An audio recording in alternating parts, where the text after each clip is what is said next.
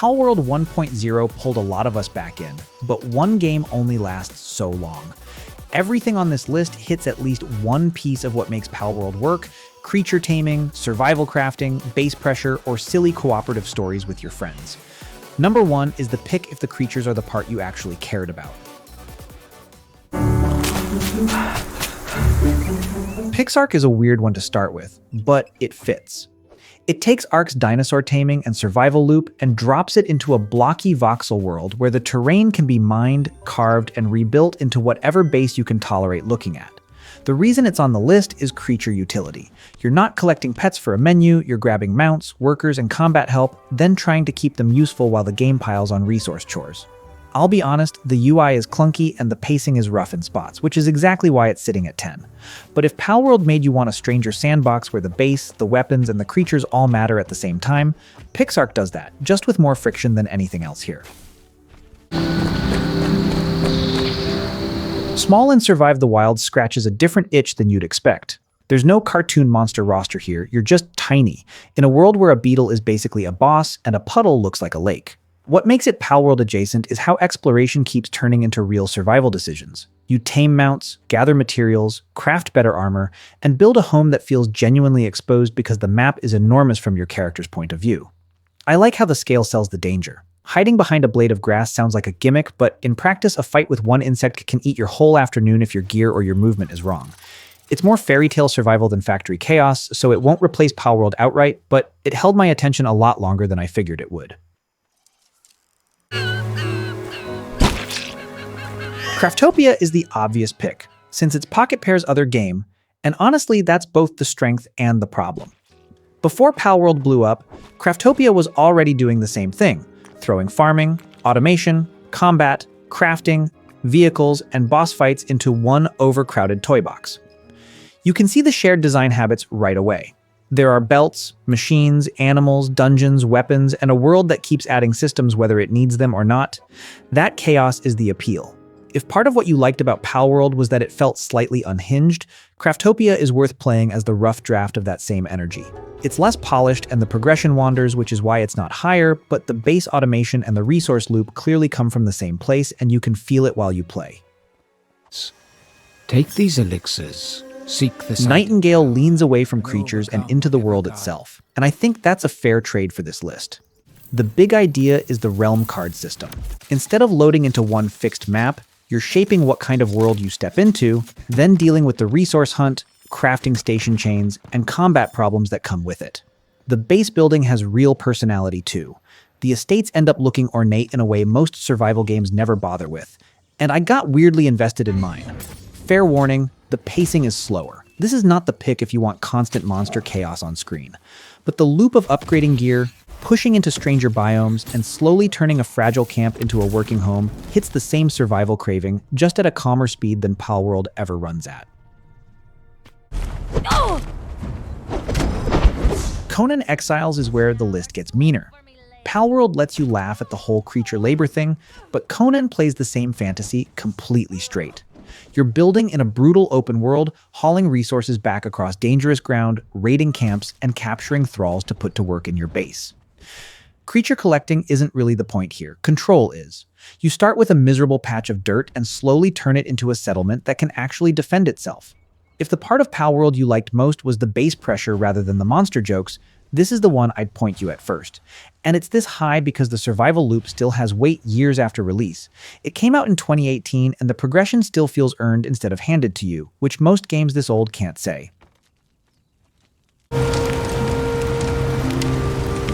Soulmask has one of the best answers to the Palworld worker fantasy, because the camp isn't decoration.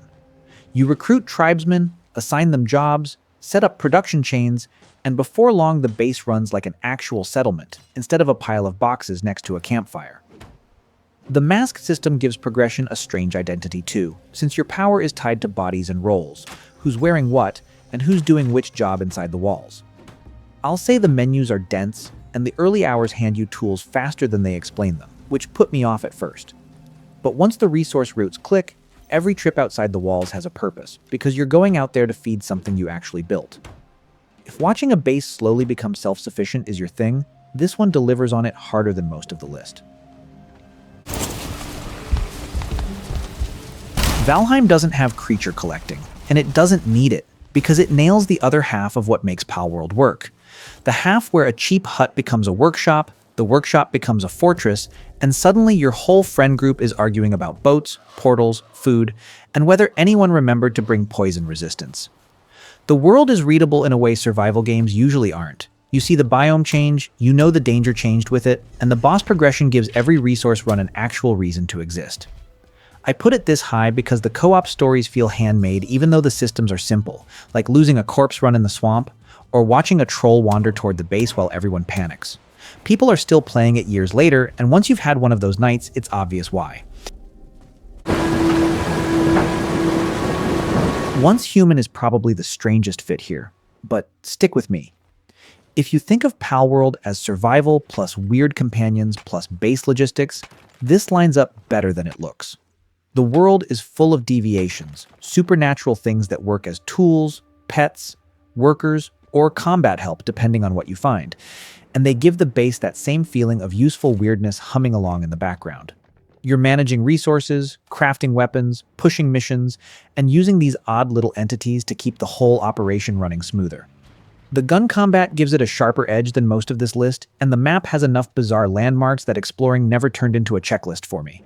It's rough in places, absolutely, but the mix of survival routine and creature-adjacent utility lands way closer to Palworld than I expected going in.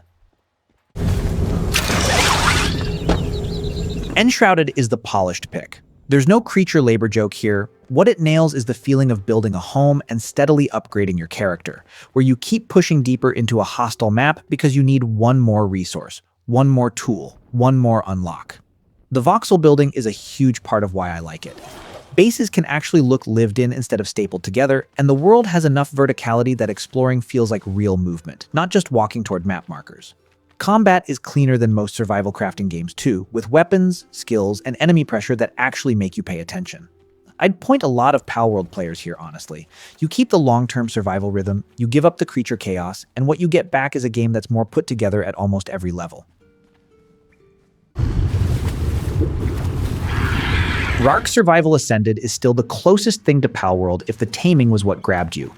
The creature fantasy isn't a side feature here, it's the spine of the whole game. You scout the map, survive long enough to trap a dinosaur, feed it, protect it, ride it, breed it, and eventually your base exists mostly to house the things you've tamed. I won't pretend the friction isn't real.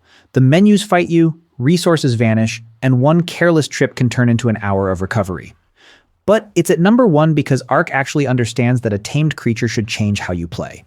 The first time a mount turns a route that used to terrify you into your daily commute, you get it. No other game on this list makes the creatures matter this much, and that's the exact itch Palworld leaves behind.